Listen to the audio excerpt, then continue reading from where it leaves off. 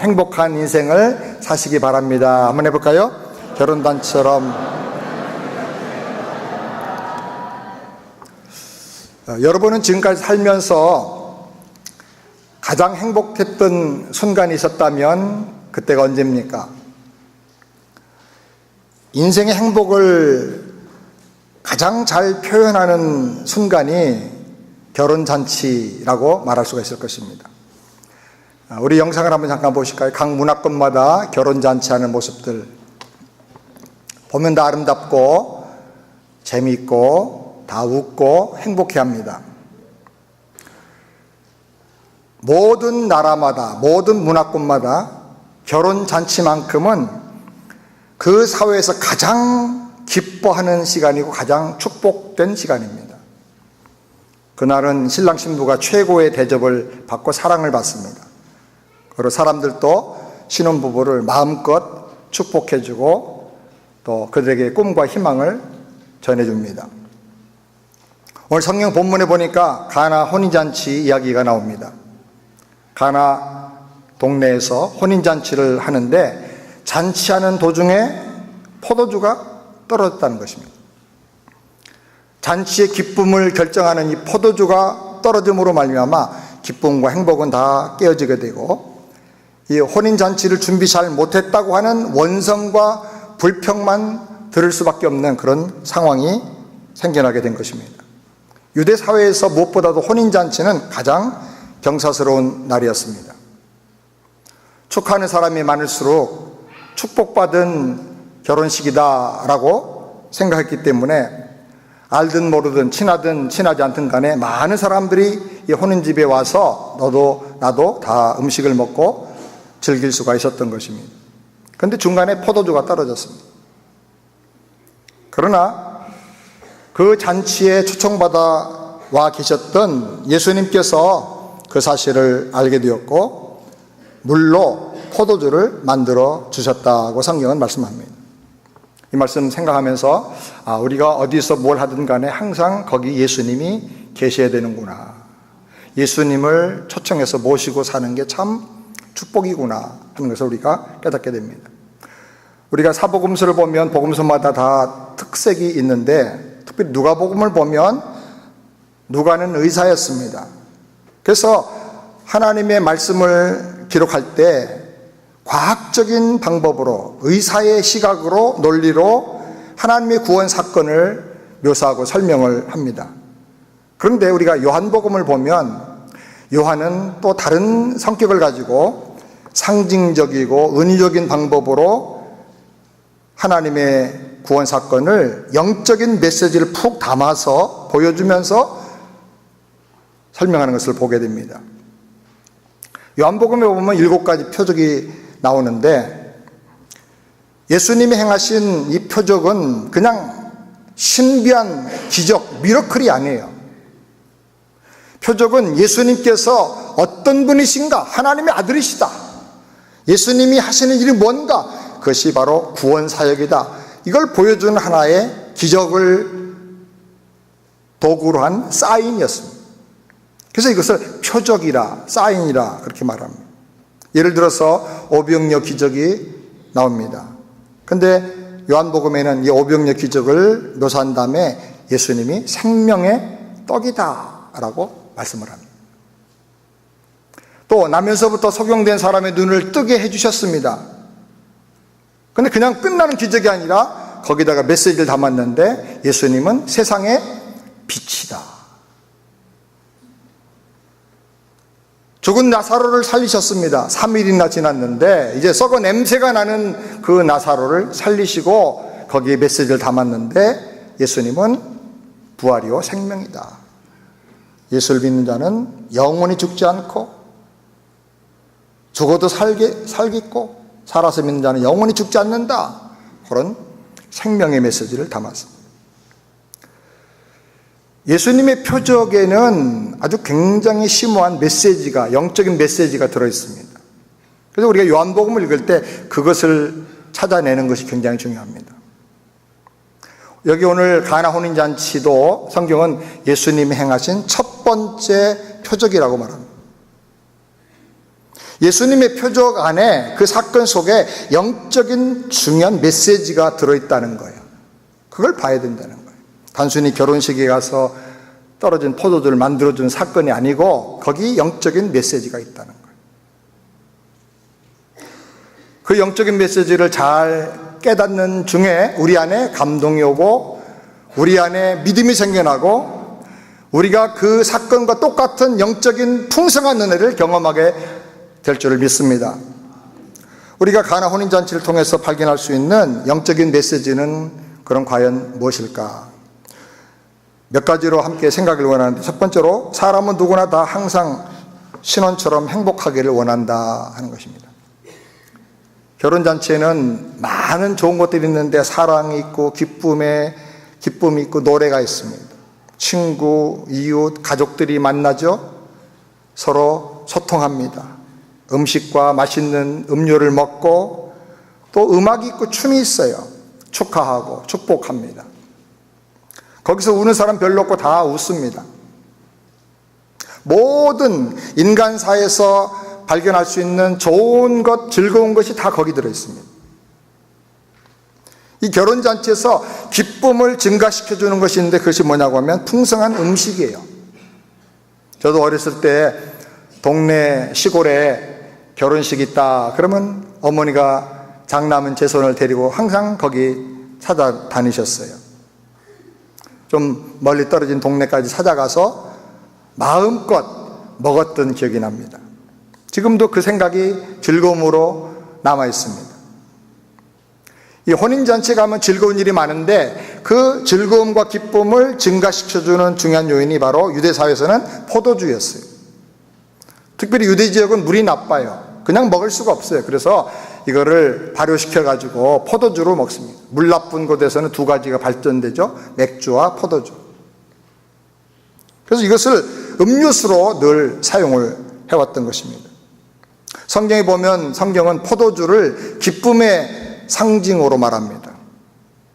또 글에 보면 랍비들은 포도주가 없으면 기쁨도 없다고 말할 정도로 유대 사회에서 이 포도주는 굉장히 중요한 역할을 했습니다. 포도주가 떨어졌는데 주님께서 결혼 잔치에서 물로 포도주를 만들어 주셨습니다. 여기 중요한 메시지는 예수님은 근본적으로 우리의 깨진 행복과 기쁨을 회복시켜주러 오셨다는 거예요. 아멘입니까? 그러니까 예수 믿으면 일단 행복하시길 바랍니다. 예수 믿는데 믿음 좋은데 맨날 찡그리고 살면 그거는 좀 뭔가 문제가 있는 거예요. 나의 평안을 너에게 주노라. 나의 기쁨을 너에게 주노라. 항상 기뻐하라. 쉬지 말고 기도하고 범사에 감사하라. 이게 예수 안에서 너희를 향한 하나님의 뜻이니라. 아멘. 전인적인 치유와 회복이 일어나서 기쁨을 누리고 살게 되기를 바랍니다. 예레미야가 3장 33절 우리 다 같이 함께 읽겠습니다. 주께서 인생으로 고생하며 근심하게 하심이 본심이 아니로다. 걱정하며 근심하며 슬프게 사는 분들 계십니까? 그 하나님의 본래 뜻은 아니에요. 그러니까 거기서 빨리 회복이 돼야 돼요. 예수님 모시고 예수님을 통해서 참 기쁨이 회복되기를 주님의 이름으로 축원합니다. 행복하기를 원하지만 그러나 많은 사람들이 가짜 행복, 짝퉁 행복한 것 같은데 금방 또 깨지는 그런 행복, 금가는 행복, 그런 행복을 갖고 삽니다. 그런 행복이 아니라 갈수록 진해지는, 갈수록 맛있어지는, 갈수록 향기가 넘치는 그런 예수 안의 진정한 행복을 누리면서 살기를 주의 이름으로 축원합니다. 두 번째로 인간은 행복을 준비하지만 그 기쁨이 깨질 때가 있다는 것입니다. 2절 말씀을 다 같이 함께 보겠습니다. 예수와 그 제자들도 혼인의 청함을 받았더니 포도주가 모자란지라. 당시 유대 사회의 혼인잔치는 짧으면 일주일입니다. 길면 더 오래 하기도 합니다. 그래서 잔치가 잘 진행되도록 하려고 하면 최선을 다해서 음식을 준비해야 됩니다. 그런데 수일 동안 계속되는 잔치에서 중간에 포도주가 떨어져 버리고 만 거예요. 상상해 볼 수 있습니다. 혹시 이 집이 가난해서 준비를 조금밖에 못했을까? 아니면 예수님도 제자들도 거기 초청을 받았는데 예상하지 못했던 수많은 손님들이 와가지고 포도주가 중간에 떨어졌을까? 혹시 먼저 온 사람 중에 아주 고래가 있어가지고 그냥 엄청나게 많이 먹어대 가지고 혹시 떨어졌을까? 뭐 별의별 상상 우리가 다 해볼 수가 있죠. 근데 아무리 가난해도, 아무리 형편이 어려워도 이 결혼잔치 기간 동안에는 먹고 충분히 남을 만큼의 음식을 준비하는 것이 보통 일반 상식이었습니다. 그런데 뜻밖의 예기치 못한 사고가 발생을 한 거예요. 우리 인생도 마찬가지예요. 세상의 중간에 인생이 파탄나고 깨지고 절망하고 슬퍼하고 낙심하고 그렇게 되기를 원하는 사람은 한 사람도 없어요. 평생 행복하기를 원하고 평생 아름다운 인생 살기로 해서 다 준비를 열심히 합니다. 그런데 포도주 떨어진 것처럼 중간에 기쁨이 깨지고 슬픔 가운데 빠지고 또 가족이 돌아가시고 뭐 별의별 여러 가지 어려운 일들이 생길 때가 많습니다. 사람들은 걱정 없이 항상 기쁨의 포도주가 떨어지지 않기를 소원하지만, 그렇게 인생을 준비했지만 인생이 살아보니까 내 뜻대로 안 되는 거예요.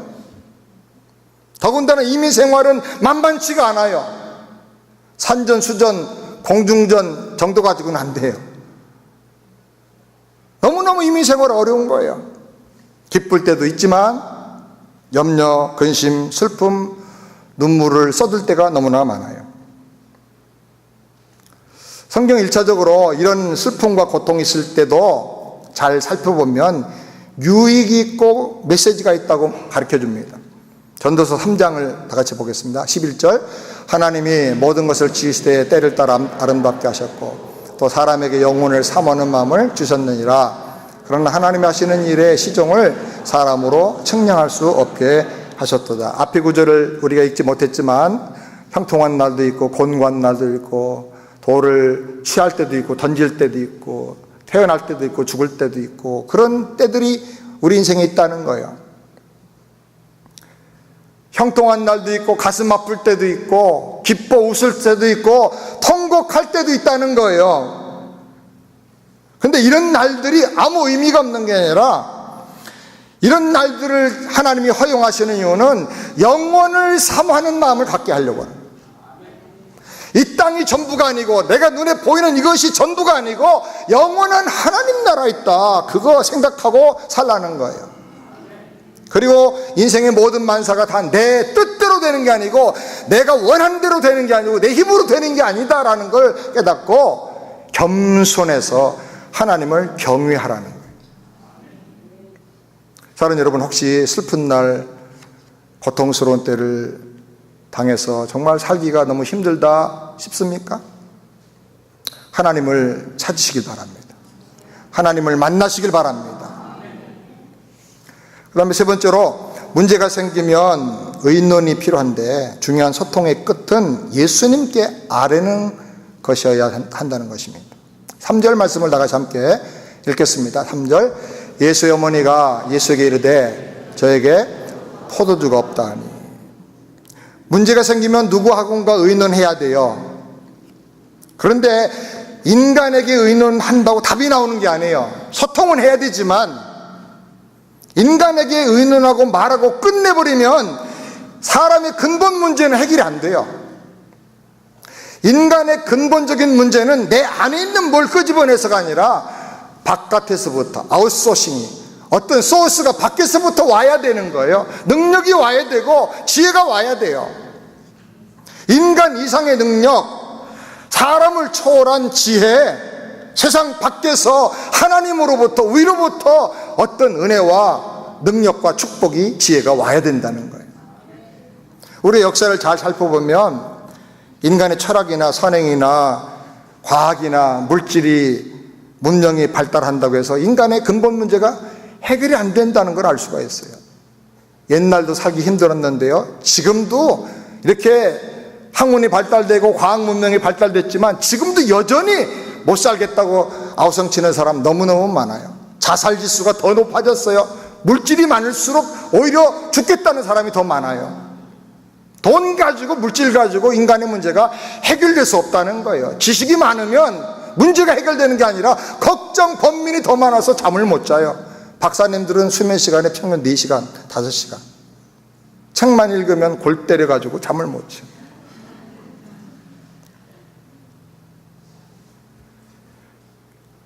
가나 혼인잔치에서 포도주가 떨어졌을 때 이걸 제일 먼저 발견한 사람은 마리아였습니다. 마리아가 아마 그 잔치집에 음식 준비를 일부 담당했던 것 같아요.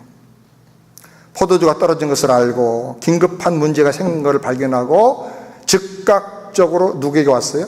예수님께 찾아와서 이야기를 했어요. 여러분이 살다가 문제가 생기면 누구한테 찾아갑니까? 누구한테 그걸 의논합니까? 물론 부부간에 의논도 하고 또 서로 사람들에게 이렇게 상담도 할 필요가 있죠. 그러나 근본적으로 해답을 줄 수 있는 분은 하나님밖에 없는 걸 믿으시기 바랍니다. 만약에 마리아가 손님에게 말했다? 그럼 어떻게 됐겠어요? 불평 불만으로 결혼식 잔치가 갑자기 싸해졌을 거예요. 신랑에게 말했어요. 그럼 어떻게 되겠어요? 축복받고 꿈과 희망과 사랑으로 가득 차야 될 그 가슴이 걱정, 근심, 고민으로 꽉 찼을 거예요 아마. 여러분 살면서 가정에 문제가 생기고 부부간에 문제가 생기고 교회에 어떤 문제가 생겼을 때 어떤 사람은 이걸 해결의 길을 찾아가야 되는데 불평거리로 만들고 논쟁거리로 만들어가지고 문제를 더 많이 확대시키는 사람들이 있어요. 사람들에게만 말하면 그렇게 되는 거예요. 그러면 믿음의 역사와 기적의 역사를 경험할 수가 없는 거죠. 먼저 하나님께 물어야 돼요. 뭔가 부족한 일이 생기고 어려운 일이 생기면 먼저 내 안에 계신 하나님, 우리 기도를 들으신 하나님, 전능하신 그 하나님께 물어야 되는 거예요. 그래서 사람들에게 문제를 말해주지 말고 답을 말해줘야 돼요. 비전을 말해줘야 돼요. 아멘? 해답을 줘야 되는 거예요. 그게 부모의 역할이고 지도자 역할이고 먼저 믿는 사람의 역할이에요. 사람들과 의논하고 같이 뜻을 모으는 과정도 필요합니다. 그러나 최종적으로 중요한 것은 그 소통의 끝은 예수님께 가야 되는 거예요. 주님의 뜻이 뭔가 물어야 되는 것입니다. 시편 146편 3절부터 5절 다 같이 함께 읽겠습니다. 방백들을 의지하지 말며 도울 힘이 없는 인생도 의지하지 말지니 그 호흡이 끊어지면 흙으로 돌아가서 당일에 그 도모가 소멸하려다. 야곱의 하나님으로 자기 도움을 삼으며 여호와 자기 하나님에게 그 소망을 두는 자는 복이 있도다. 아멘. 제가 어제 새벽에 감동을 좀 받았어요. 은혜를. 황성주 박사가 왔는데 제가 우리 성도들에게 소개할 때는 황성주 박사라고 하는 황성주 목사님이라고 소개를 했어요. 근데 자기를 목사님이라고 소개한 사람은 나 하나밖에 없대. 그래서 내가 목사가 제일 중요한 거죠. 목사가 최고 영광 아닙니까? 우리 합동신학교 후배거든요. 그리고 목사가 된 분이에요. 물론 서울대 졸업하고 뭐 의학 박사하고 그러지만은 제가 목사님을 소개하니까 굉장히 좋았나 봐요. 근데 그분이 설교하는 중에 그런 얘기를 했어요. 어떤 암 환자가 있는데 자기 의사니까 그분을 치료해 줬는데 너무너무 먹지 못하고 암으로 고통당해가 정말 비참한 그 불쌍한 상태까지 됐는데 한 가지 소원이 있다고 자기한테 얘기를 하더란 거예요. 뭐냐니까 죽기 전에 온누리교회 담임 목사인 하영주 목사님의 기도 한번 받았으면 좋겠다는 거예요. 그래서 황성주 박사가 하 목사님 밑에서 이제 신앙생활하고 또 거기서 파송돼가지고 사역을 하기 때문에 전날해가지고 그분을 모시고 1부 예배 마치고 2부 예배고 사이에 목사님 방으로 들어갔어요. 목사님이 거기 좀 이렇게 침대 같은 게 있어서 거기 누우라고 눕게 한 다음에 황 박사님이 굉장히 기대가 됐다는 거예요. 저 영적인 거장이 어떤 기도를 할까? 한 번도 그런 거 본 적이 없으니까. 그래서 굉장히 관심을 가지고 보는데 손을 들어서 배에 얹더니 나사렛 예수 이름으로 명하노 이렇게 기도할 줄 알았더니 안 하고 찬양하라 내 영혼아 하면서 찬양을 하더래요. 감사하라 내 영혼아, 송축하라 내 영혼아. 계속 찬양만 했대. 찬양하는 중에 주님의 임재를 경험하고 환자도 울고 하목사님도 울고 옆에서 자기가 이제 기대하고 있다가 자기도 같이 은혜를 받아서 울고 평생 자기 그거 잊어버릴 수가 없다는 거예요. 능력이 나에게서 나가는 게 아니고 하나님으로부터. 아멘. 네. 목회자는 손가락에 불과해요. 예수를 바라봐라. 예수를 바라봐라. 나한테서 뭐가 일어나는 게 아니에요. 도울림이 없는 인생을 의지하지 말고 사랑 여러분, 주님을 바라보시길 바랍니다. 문제가 있어가지고 사람한테 가서 의논하고 막 하긴 해요. 그런데 내가 볼 때 한 80% 정도는요, 사람한테 말하면 말할수록 문제가 더 커질 때가 많아요. 가정에 일 있다, 교회에 무슨 일 있다 그래가지고 막 대화를 해결해보자고 하면요, 대화에서 또 꼬투리 잡혀서 또 복잡한 일 생기고 또 생기고, 말을 딱 스탑해버리면 문제가 해결돼 버려요. 주님을 바라보시길 바랍니다. 기쁨의 포도주가 떨어졌습니까? 어떤 문제가 생겼습니까? 주님께 고하시기를 바랍니다. 주님이 반드시 해결해 주세요. 나는 여지껏 하나 고백할 수 있는 것은 그동안에 나의 모든 기도가 다 응답됐어요. 그래서 안타까운 것은 좀 더 많이 기도하고 조금 더 일찍 기도하고 좀 더 크게 기도할 걸 그랬다, 그런 생각이 드는 거예요. 그래서 지금 요즘 기도하는 것은 하나님, 제가 죽기 전에 50나라 이상 다니면서 복음 전하게 해주세요. 다시 기도하고. 옛날에 너무 조금 기도했어요. 그래서 다시 지금 앞으로 50나라 다니면서 복음 전하게 해달라고 기도하고 있습니다.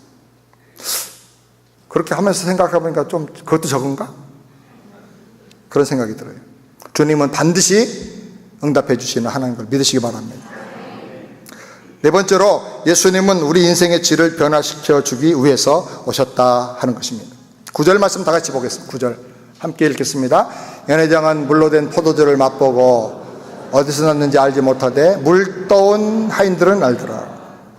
이것을 예수님이 행하신 첫 번째 표적이라고 말했어요. 이 표적은 예수님이 어떤 분이신가, 예수님의 사역은 어떤 성격을 가진 사역인가, 그걸 보여주는 거예요. 가르쳐주는 거예요. 포도주로 만든 게 뭡니까? 뭐가 변해서 포도주 됐죠? 물. 어떤 물이죠? 먹는 이런 물이 아니에요. 손발을 씻는 허드렛 물이에요. 항아리에 넣어두고 들어오며 나가며 손을 씻는 그 물, 그 하급의 그 물을 가지고, 가치도 없는 그런 물, 버려도 아깝지 않은 그런 물을 가지고 주님은 포도주로 만들어 주셨어요. 이건 가치의 변화를 말해요. 가치를 바꿔주시는 거다. 그리고 질을 바꿔주는 거예요. 아무 의미가 없고 맛도 없는 물을 아주 향기 있고 맛있는 포도주로 바꿔주셨다고 말해요. 포도주 중에 이제까지 한 번도 먹어본 적이 없는 극상품 포도주로 만들어주셨다는 거예요. 잔치를 주관하는 연회장에게 그걸 갖다 주니까 세상에 이렇게 좋은 포도주가 어딨냐고 놀랬어요. 이것이 예수님이 행하신 첫 번째 표적이다. 예수님 누구십니까? 우리 인생의 질을 바꿔주시기 위해서 오신 창조주 하나님이다. 그분이 구원자다. 그분의 구원이 뭐냐? 우리의 인생의 질을 바꿔주는 거다. 아멘? 물 같은 인생을 포도주 같은 인생으로 바꿔주는 거다. 가치 있고 맛있는 인생으로 바꿔주는 것이다. 그렇게 바꿔주기를 주의 이름으로 축원합니다. 창조, 그러면 우리는 무에서 유를 만드신 것, 그렇게만 생각해요. 그것만이 아니에요. 무에서 유를 만드시고 적은 것을 많이 만드시고, 그 다음에 중요한 게 질을 변화시켜 주신 거예요. 질을 변화시켜 주신 게 대표적인 게 뭐냐면, 사람을 흙으로 지어서, 흙으로 빚어서 그 코에 생기를 불어넣어 생명이 되게 하셨더라. 땅에 밟고 지나가는 흙을 가지고 생명의 존재, 하나님 형상을 닮은 존재로 지어주셨다. 이게 질이 변화된 거죠. 질이 변화된 거. 예수님이 세상에 오셔서 그와 같은 창조의 역사를 하고 계시는데 아무 의미 없이 죄로 타락하고 썩어지고 기쁨이 없고 기쁨을 준비하지만 금방 깨지는 그런 인생인데 그 인생을 질 좋은 포도주 같은 향기 있는 인생으로 바꿔주신다는 거예요. 이게 재창조고 이게 영생이고 이게 하나님 은혜 안에서 누리는 천국인 거예요. 아멘. 시편 30편 11절 다 같이 함께 읽겠습니다. 주께서 나의 슬픔을 변하여 춤이 되게 하시며 나의 베옷을 벗기고 기쁨으로 띄우셨나이다. 여러분, 예수님을 통해서 이런 은혜가 있기를 바랍니다. 저도 고등학교 때 여학생 보러 한번 교회 갔다가 하나님께 붙잡혀가지고 은혜 받고 예수님 영접하고 나면서부터 이런 일이 일어나는데 뭔가가 내 안에 일어난 거예요. 그런데 그렇게 좋은 거예요. 이렇게 행복할 수가 없는 거예요. 세상이 다 춤추는 것처럼 보이는 거예요. 골목길로만 다녔어요. 노래 부르려고 춤추려고. 너무 좋아. 어떻게 할 수가 없는 거예요. 막. 너무너무 좋은 거예요. 한 3년 동안을 너무 좋아서 울면서 살았어요. 물이 변하여 포도주가 된 거예요. 완전히. 찬송가에 그 똑같은 내용이 있더라고요. 내 영혼이 은총 입어 다 같이 중한 죄짐 벗고 보니 슬픔 많은 이 세상도 천국으로 화하도다. 세상은 너무나 슬픔 많고 어려움이 많고 환경은 하나도 안 변했는데 내 안에 막 물이 변화의 포도주가 되고 나니까 내가 그 행복에 취하고 하나님의 사랑에 취해가지고 완전히 천국이 되어버리는 거예요. 슬픔 많은 이 세상이 천국으로 변해. 먼저 내 안에부터 천국이 이루어지더니 점점 내 주변의 환경, 주변 사람들이 다 그렇게 변화되는 거예요. 예수로 말미암아 물이 변화의 포도되는 것 같은 그런 은혜가 여러분의 인생 속에, 여러분의 심령 속에 있기를 우리 주님의 이름으로 축원합니다. 다섯 번째로, 인간의 문제는 종교와 선행으로 씻어서 해결되는 게 아니다라는 것입니다. 6절 말씀 다 같이 읽겠습니다. 거기 유대인의 결례를 따라 두세 통 드는 돌 항아리 6이 놓였는지라. 유대인들은 율법에 따라서 외출하고 돌아오면 손발을 씻습니다. 음식을 먹기 전에 또 손발과 온몸을 씻습니다. 또 손님이 오면 손님의 손발을 씻을 수 있는 물을 갖다 주게 돼 있어요. 이게 율법이 요구하는 씻는 예식, 결례라고. 결례, 깨끗하게 씻는 예식이에요. 사람들은 그걸 행해야 구원받는다고 생각을 하고 그걸 행해야 우리가 마음과 몸이 깨끗해진다고 생각을 했어요. 근데 항아리 속에 그 물로 사람이 깨끗해지는 거 아니고 항아리 속에 그 물을 가지고 씻어서 사람이 행복해지는 게 아니라는 거예요. 인간의 근본 본질의 문제가 달라지는 게 아니라는 거예요. 율법대로 행해서 율법대로 씻어서 되는 게 아니라 하나님의 능력으로 인간의 본질 자체가 변해야 된다는 거예요. 붉은 피는 붉은 포도주는 예수님의 피를 또 의미하기도 합니다. 예수의 피로 말미암아 인간의 본질이 바꿔지는 그런 역사가 앞으로 나타나게 된다는 거죠. 이게 이 사건의 아주 핵심 메시지예요. 예수님은 뭐 가나 잔치에 와서 결혼식을 축복한 하나님이다. 그렇게만 보면 그거는 성경에 수박만 겉핥기만 하고 마는 거예요. 핵심 메시지는 뭡니까? 예수의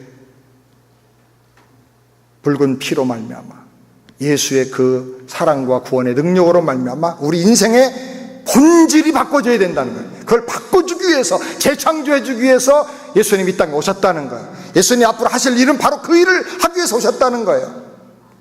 그러니까 예수를 믿는다는 것은 맹물 같은 인생이 포도주같이 맛있고 향기로운 인생으로, 가치 있는 인생으로 바꿔지는 거예요. 아멘? 그냥 교회 다니는 거 아니에요. 바꿔져야 되는 거예요. 하나님의 은혜로. 종들이 물을 떠서 연회장에 갖다 주자 그 포도주를 맛보고 연회를 주관하는 그 연회장이 깜짝 놀랍니다. 이전과 비교할 수 없는 너무 좋은 거라는 거예요. 그래서 신랑에게 물었어요. 보통은 좋은 것을 처음에 주다가 사람들이 좀 취해서 알달달해지면 물탄 이상한 걸 갖다 주고 그러는데 어떻게 당신은 제일 좋은 포도주를 가져왔느냐고. 이거는 무슨 의미입니까? 예수님이 우리에게 주신 변화의 축복은 시시한 게 아니라는 거예요. 너무나 뛰어난 거라는 거예요. 극상품, 기쁨이라는 거예요. 아멘. 그래서 이걸 다른 말로 설명할 수가 없어서 천국이라 그렇게 말하는, 천국, 내 안에 이루어진 천국이다 그 말이에요. 얼마 전에 가장 비싼 포도주가 화제를 모았던 적이 있습니다. 혹시 아시는 분 계실지 모르겠어요. 우린 다 술 잘 안 먹으니까. 술 끊은 지 꽤 됐죠? 그래서 잘 몰라요. 근데 저도 이제 검색을 해보니까 2004년산 칼리마 블락 42 리미티드 에디션. 한번 저거예요.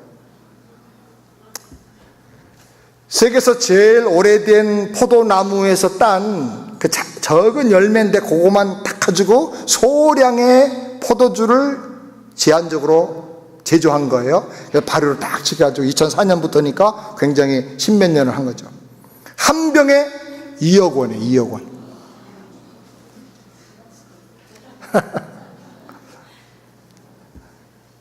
저는 그거 보면서 예수님이 내 안에 일으켜주신 변화는 저거보다 더 귀한 것이다. 아멘? 어제 황성주 박사가 그러더라고요. 보통 시시한 매력 가지고는 세상 사람들을 전도할 수가 없다는 거예요. 예수 믿고 너무너무 좋아해야 돼. 너무너무 행복해야 돼. 완전히 아주 차별화될 만큼 좋아서 막 행복해야 와보라 이렇게 할 수가 있다는 거예요. 그런 은혜가 저와 여러분에게 우리 교회에 있기를 주의 이름으로 축원합니다. 여섯 번째로 예수님 말씀이 이해되지 않아도 믿고 순종하면 기적이 일어난다 하는 것입니다. 4절 다 같이 함께 읽겠습니다. 4절 예수께서 가라사대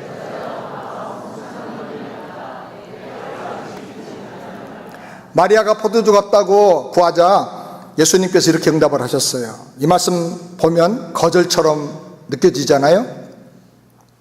근데 거절처럼 느껴지는 바로 그 자리에서 예수님이 물이 변화에 포도되는 기적을 행하셨어요.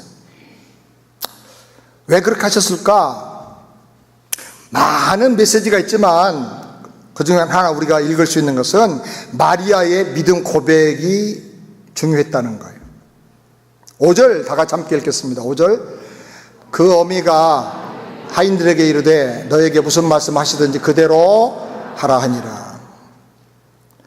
마리아는 이 모든 문제를 누가 해결할 수 있는가를 확실히 알았어요. 오직 예수님만이 답을 주실 수가 있고 해결할 수 있다.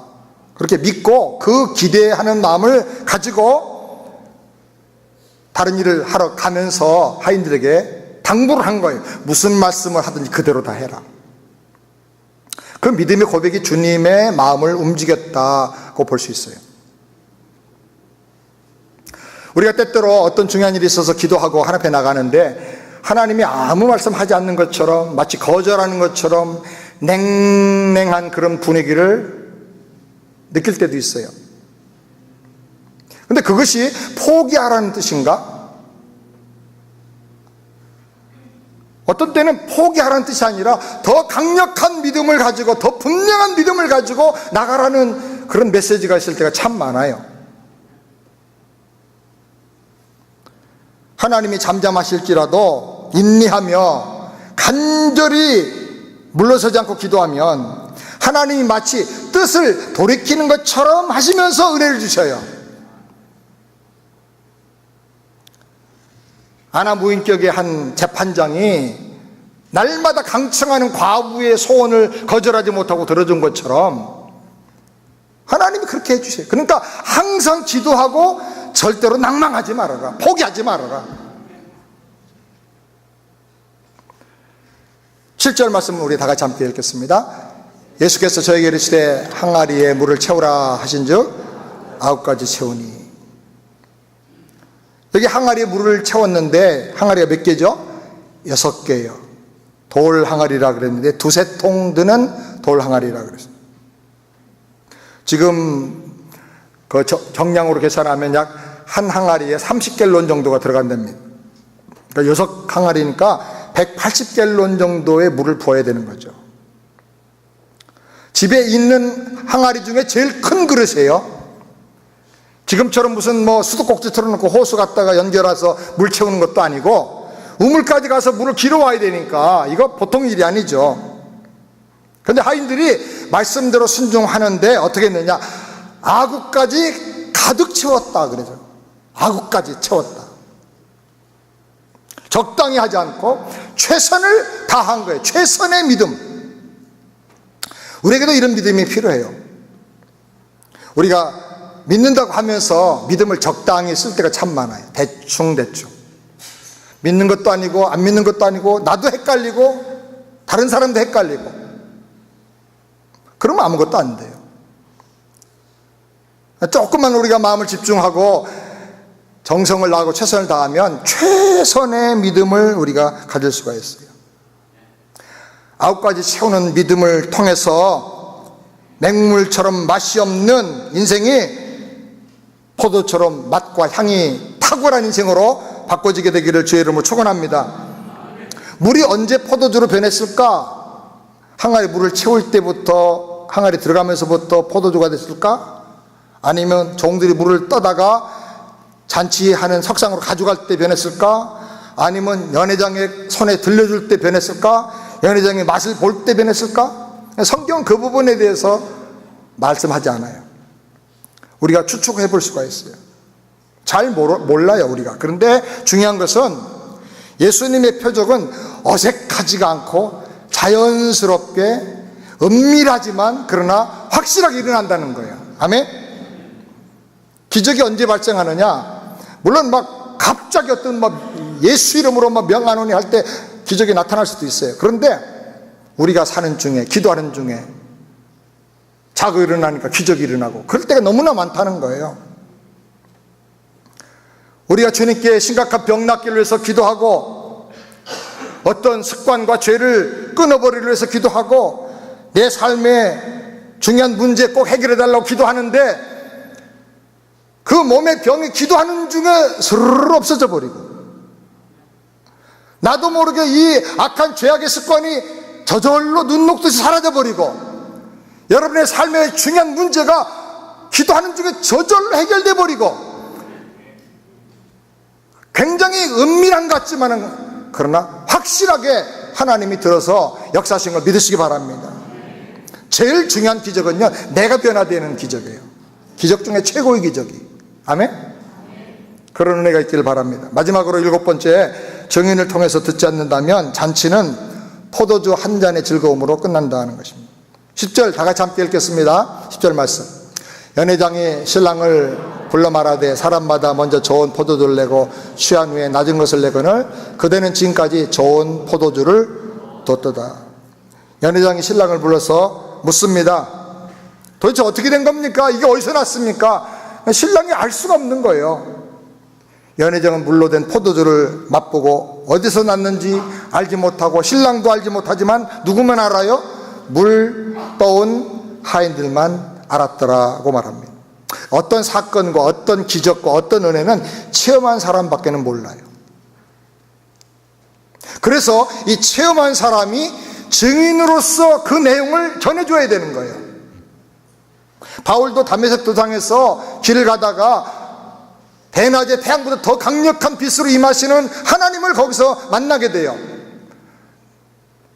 바울을 책망하는 그 음성을 듣게 돼요. 앞으로 뭘 해야 될지를 그가 알게 돼요. 예수님이 하나님이신 것을, 그분이 부활하셔 살아계신 것을 거기서 체험하게 돼요. 그래서 그의 인생은 완전히 변화되어 버려요. 핍박하던 사람이 목숨 걸고 복음 전하는 사도가 되고 선교자가 됐어요. 그런데 같이 길을 걸어가던 다른 사람은 몰랐다 그랬어요. 빛이 환하게 비추는 것만 알았지 그 음성은, 메시지는 몰랐다는 거예요. 바울이 전해줘서 알게 되는 거죠. 하나님 만났다, 하나님 이런 말씀하셨다, 예수님이 부활하셨다, 이게 복음이다. 하나님께서는요, 모든 체험을 모든 사람이 다 하게 하는 게 아니고 증인들을 통해서 그 특별한 체험과 은혜를 다른 사람에게 알리기를 원하세요. 증인이 중요한 거예요. 먼저 체험하고 먼저 은혜 받은 사람이 증인입니다. 너희가 성령을 받으면, 성령이 너에게 임하시면 권능을 받고 예루살렘, 유대, 사마리아 땅까지로 내 증인이 되리라. 우리 모두가 다 증인입니다. 아멘입니까? 받은 은혜가 있고 내가 아는 예수님이 있어요. 내가 아는 복음이 있어요. 이걸 나만 가지고 있어서는 안 되는 거예요. 복의 근원처럼 샘물처럼 흘려보내야 되는 거예요. 예수님의 이야기, 구원의 이야기, 복음의 기쁨과 변화를 여러분의 자녀들에게, 이웃 사람들에게, 가족들에게, 안 믿는 사람들에게 전해주고 흘려보내는 살아 역사하는 증인들이 되기를 주의 이름으로 축원합니다. 기도하겠습니다. 거룩하신 아버지 하나님, 우리 새안의 성도들 결혼잔치처럼 예수 안에서 행복한 삶을 살게 하시고 날이 갈수록 더 그 기쁨과 감사가 넘치는 천국을 경험하는 그런 인생이 다 되게 하여 주셔서 이 체험과 은혜를 통해서 많은 사람들에게 이 복음을 전하게 해 주시옵소서. 예수님의 이름으로 축복하며 기도하옵나이다. 아멘.